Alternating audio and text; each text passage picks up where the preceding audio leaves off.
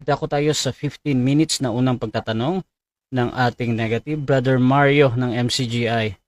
Your time start now, bro. Okay, magandang hapon sa inyo mga kapatid. Okay, Pastor, di na natin patatagalin. Ito una kong tanong sa'yo. Sabi mo kasi, hindi binabawi ng Diyos ang kaligtasan.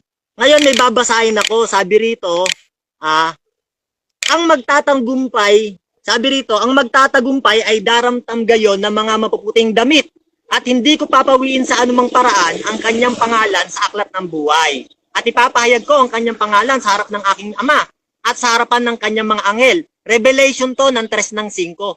Sinasabi rito sa talatang ito na ang Diyos, sa mga magtatagumpay, hindi niya buburahin yung pangalan sa aklat ng buhay. Pero sa mga hindi magtatagumpay, ang Diyos may kakayahan palang burahin yung pangalan sa aklat ng buhay. Tanong ko sa iyo, tinatanggap mo ba tong talata na to na tama ito? No, hindi ko tinatanggap yan sa panahon ngayon. Kasi yung binasa mo ay sa panahon sa future. Pag binasa mo yung Revelation 1:5-6, we are considered our kings and priests. Mga hari na kami, are mga pare at saka mga kings na. So, pag i-divide mo yan, dispensation pa rin. Kasi ang binabasa mo, patungo sa future. Hindi yung event ngayon. Next question. Okay, ito tanong ko sa iyo, hindi sa future. Dito ko sa Old Testament naman kukunin. Baka sabihin mo, old naman to. Okay, sige. Dito sa Exodus ng 32 ng 33, sabi ng Panginoon, at sinabi ng Panginoon kay Moises, ang magkasala laban sa akin ay siya kung aalisin sa aking aklat. Tinatanggap mo ba na ang Diyos may kakayahang bumura sa kanyang aklat ng buhay? Kahit ligtas na, tinatanggap mo o hindi? No, sa panahon ngayon, wala pang blood dyan. Tingnan mo, you are under the law yung sinasabi mo. Kaya nga sinabi ko sa iyo, now we are under the blood. Ang sinasabi mo, under the law. Hindi ko tinatanggap yan sa panahon ngayon, pero sa panahon na yan, tama ka dyan. Pero ang tanong, nandyan ka ba? Kaya ang ituro nyo, yung panahon ngayon. Huwag yung panahon ng araw. Next question. Okay. Ito, yung Old Testament ba hindi mo tinatanggap hanggang ngayon na para sa ating panahon na meron sa mga old na nakasulat? Tinatanggap mo ba o hindi? Hindi. Pumapatay ka pa ba ng hayop? Okay, sige. Pagka nagkasala ka ba, papatay ka ba ng hayop ngayon? Hindi ba? Hindi na. So, kailangan ma-dispense mo kung ano yung aral ngayon. Kung pumapatay ka pa ng hayop ngayon, maniniwala ako sa'yo na nasa old ka pa. Hindi na, di ba? Next question. Okay. Meron sinabi si Haring David sa 102 ng verse 18. Ito'y isusulat na nauukol sa lahing susunod. At ang bayang lalalangin ng Panginoon ay pupuri sa Kanya. Mga Kristiyano yan, lalalangin ng Panginoon sa Acts ng 15 ng 14.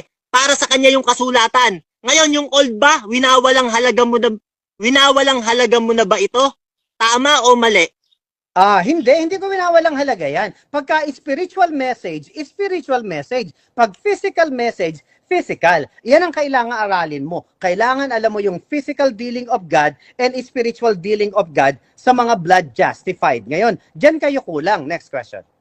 Eto, tanong ko sa'yo, sige. Sabi mo, ang Holy Spirit hindi umaalis. Ngayon, meron ka bang mababasa sa New Testament na ang Holy Spirit hindi umaalis? Yes. Bigay mo sitas. Meron. Ephesians 4:30 nakalagay. Grieve not the Holy Spirit, for you are sealed until the redemption. Objection, Your Honor. Walang nakasulat dyan. Kabisado ko yan. Dito tayo sa objection, bro. Objection, bro. Objection. Ang tinatanong ko, kung meron bang talata sa Biblia na mababasa niya sa New Testament na ang Holy Spirit hindi umaalis. Kasi sabi niya, hindi raw umaalis ang Holy Spirit. Hinahanap ko talata. Ang nakalagay sa Efeso ng 4 ng 30, huwag niyong pigatin ang Espiritu ng Diyos na sa Kanya kayo tinatakan hanggang sa kaarawan ng inyong pagkatubos. Wala diyang nakasulat. Okay. So, labas mo, sitas. Okay, bro Mario. So, ganito. Nag-object ka dahil wala daw dun sa binigay. Affirmative, meron ka bang counter-objection dun? Counter-objection, ano? Ang counter-objection ko, naghanap siya ng talata, di ba? Tapos, nagbigay ako ng talata na nakalagay dito, at huwag ninyong pigatiin ang Espiritu Santo ng Diyos na sa Kaniya kayo'y tinatakan hanggang sa kaarawan ng pagkatubos. Okay. Yan, objection. Wait lang. Bro Mario. Bro Mario, ganito. Tapos ka na mag-object, bro. Ang counter-objection ko dito, Brad, pag humingi ka ng talata at nagbigay ako ng talata, yung ibibigay ko, kailangan lamunin mo yun. Okay. Okay, so ganito, magde-decide muna ako. Unang-una mga kapatid, sa question naman na meron ba or walang yung sa mababasa ba. So sabi ni Pastor meron daw. Ngayon nagbigay siya doon ng talata. Dito kasi kahit pa meron talagang nabasa or wala, basta yan yung sagot niya, bro. I-rebat mo na lang mamaya, bro, kung talagang para sa'yo ay kung ano man yun yung sagot ni Pastor Alexander. Pero dito, tinatanggap ko yun as a valid answer, ha. So Pastor, pakiulit yung merong mababasa tapos yung paliwanag. Merong mababasa sa Ephesians 4:30, binasa ko nga, siya pa nga ang nagsabi, tinatakan ang mga tao at hindi tatanggalin hanggang sa kaarawan ng pagdating niya. Tapos sasabihin niya mali daw. So, unawain nyo, kaya nililito nyo yung mga tao kasi kailangan magkaroon kayo ng spiritual message para nyo maintindihan. Next question. Next question. Okay. Sabi diyan, huwag niyong pigatiin ng Espiritu ng Diyos na sa Kanya kayo'y tinatakan hanggang sa kaarawan ng inyong pagkatubos. Ang tinutukoy diyan pagpigati. Ang tinatanong ko sa iyo, meron ka bang mababasa na ang Holy Spirit hindi umaalis sa panahon ng Kristiyano sa New Testament? Yan ang tanong ko sa iyo. Liwanagin mo utak mo, Pastor. Huwag kang sumagot ng iba. Okay, meron ba daw? Okay, meron. Dalawa. Ephesians 1:13 through 14. Redemption. Until the redemption of the purchased possession. Doon ay, gusto mo basahin mo? Baka hindi mo alam yan. Parang utak mo ay gumana. Next question. Next question. Ephesians 1:13, may nakalagay. To 14 ang sabi ko. Para gumana yung utak mo. O sige. Nasa Kanya kayo rin naman ay pagkarinig ng aral ng katotohanan ng Ebanghelyo ng Kaligtasan. Sa Kanya rin naman, mula nang kayo'y magsisampalataya, ay kayo'y tinatakan ng Espiritu ng pangako. Walang nakalagay sa 13, na siyang patotoo sa ating mana hanggang sa ikatutubos sa sariling pag-aari ng Diyos sa ikapupuri ng Kanyang kaluwalhatian. Nasaan yung talata? Na ang Espiritu hindi Wait lang. umaalis. Okay. Ayun. Yan ang tanong ko sa'yo. Okay. Proceed, sagot. Saan daw? Nakalagay sa 14 hanggang sa ikatutubos. Hindi pa kami tinutubos, sa rapture ang katubusan. So kailangan magkaroon ka ng intellectual knowledge kasi nakita ko wala kang alam pagdating sa mga common sense. Kailangan mag-aral ka pa. Next question. Next Okay, sige, next question. Sabi ni Haring David sa awit na 51 ng 11, wag mo akong paalisin sa iyong harapan at wag mong bawiin ang iyong santong espiritu sa akin. Tinatanggap mo ba na ang Diyos binabawi ang Espiritu Santo at umaalis? Hindi. Kasi tingnan mo yung mga utak kasi ninyo ay nakafocus nung wala pa yung blood.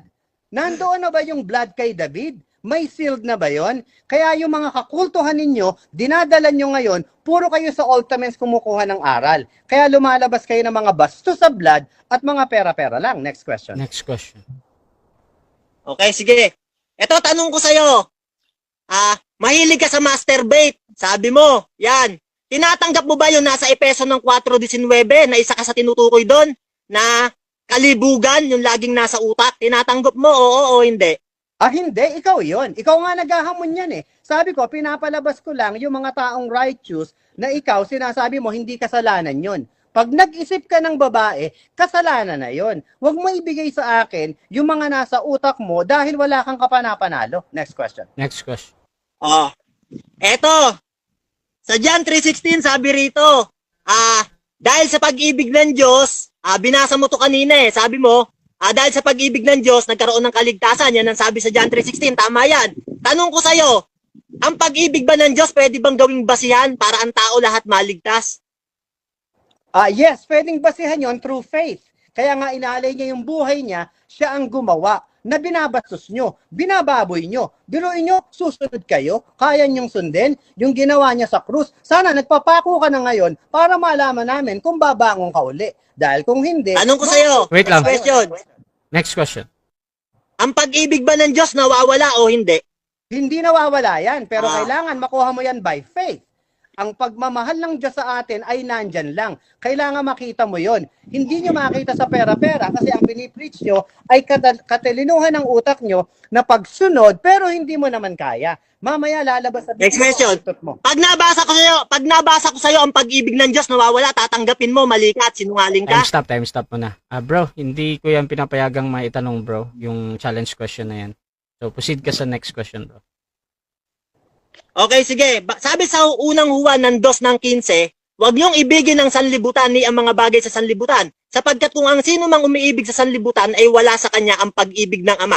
Tinatanggap mo ba na ang pag-ibig ng Ama nawawala? Sabi mo kanina, hindi. Tinatanggap mo ba na nagkamali ka lang? No, hindi ko tinatanggap. Yung sinabi mo, pag-ibig na sa sanlibutan, hindi na sa Diyos. Kaya kita mo, kaya windang-windang ang aral mo, sa Diyos yung sinasabi mo, sa sanlibutan pala. Kaya kailangan maging specific ka dahil hindi ka uubra. Yung utak mo hindi uubra sa utak ko dahil low level lang ang aral mo. Next question. Next question. So hindi mo tinatanggap na kahit nababasa sa unang 1 ng 2 ng 15 na ang pag-ibig ng Diyos nawawala. Tanong ko sa'yo, sino mas matalino, si Kristo o ikaw?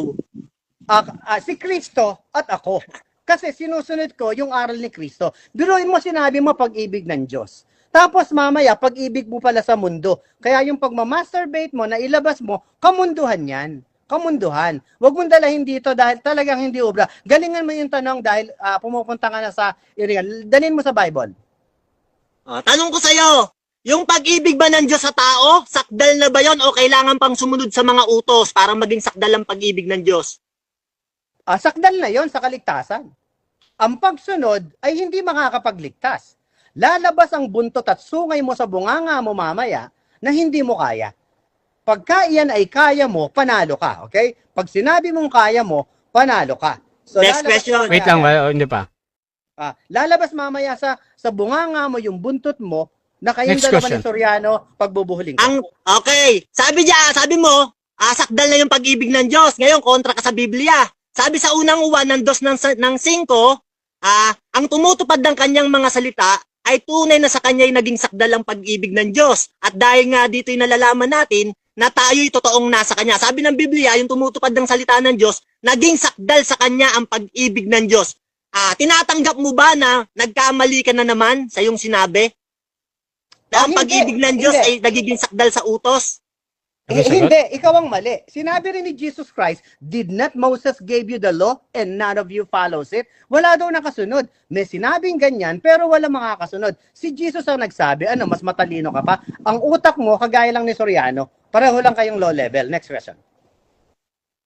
Okay. Sabi mo kanina, eto tanong ko sa'yo, meron ka bang mababasa na once saved, always saved? Maging totoo lang tayo, letra por letra sa Bible. Meron o wala? Sagot. Meron, marami. Sa John 3:16, sa Ephesians 2:18, sa Ephesians 2:4-5-6, and then sa Matthew or sa John 6:40. Maraming mababasa na once saved, always saved. Next question. Asan yung sitas na letra por letra may mababasang once saved, always saved? Sabi mo, meron. Ngayon, ilabas mo sitas. Mapapahiya ka ngayon. Okay, sa Ephesians 2:8, for by grace are ye saved through faith. Kung hindi ka nakakaintindi ng English, past tense yun, ligtas daw by faith. I have the faith, I am saved. So once I am saved, I am always saved. Ephesians 4:30, hindi naaalis ang Espiritu sa akin. Next question. Tanong ko sa'yo, natanggap mo na ba yung buhay na walang hanggan at nasa iyo na ngayon? Yes, nasa langit na ang upuan ko ngayon. Iniintay na lang ako mamatay ni Jesus Christ kasi I am already with Him. I am made seated already sa Ephesians 2:4-6. Kailangan magbasa kayo para maintindihan niyo yung osas. Next question.